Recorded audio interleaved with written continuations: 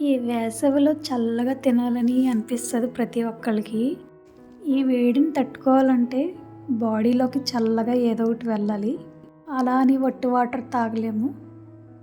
Fruit custard చేయడం అందరికీ వచ్చు. నాకు తెలిసిన కొన్ని టిప్స్ అయితే మీతో చెప్తామని చెప్పి ఈ వీడియో చేస్తున్నాను.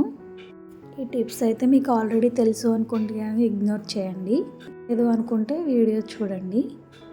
ఒకవేళ మీకు ఈ కస్టర్డ్ మిల్క్ మిక్స్ చేసిన ఫ్రిడ్జ్లో పెట్టిన తర్వాత గట్టిగా అవుతే మిక్సీ జార్లో వేసి మిక్సీ పట్టండి. స్మూత్గా మెత్తగా బాగుంటుంది. నెక్స్ట్ ఇంకొకటి, ఇంకా ఫ్రూట్స్ కూడా ముందుగానే కట్ చేసుకుని ఫ్రిడ్జ్లో పెట్టుకుంటే ఇంకా మంచిది.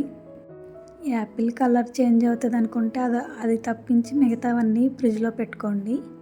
ఇంకొక టిప్ వచ్చేసి, మీకు ఇంకా కస్టర్డ్ దాంట్లో ఉన్న వెనిలా ఎసెన్షియల్ ఫ్లేవర్ రావట్లేదు అనుకుంటే వెనిలా ఎసెన్షియల్ వేసుకోండి. కొంచెం మిల్క్ బాయిల్ అవుతున్నప్పుడు మనం కస్టర్డ్ పౌడర్ కలిపేటప్పుడు వేస్తాం కదా, అప్పుడు వేసుకోండి.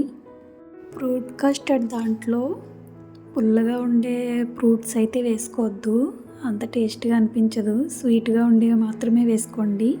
ఫ్రూట్ కస్టర్డ్ దాంట్లో కూడా ఐస్ క్రీమ్ వేసుకుని తినొచ్చు. మీకు నచ్చిన ఫ్లేవర్ వేసుకుని తినండి. టేస్ట్ అయితే ఎలా ఉందో కామెంట్ చేయండి.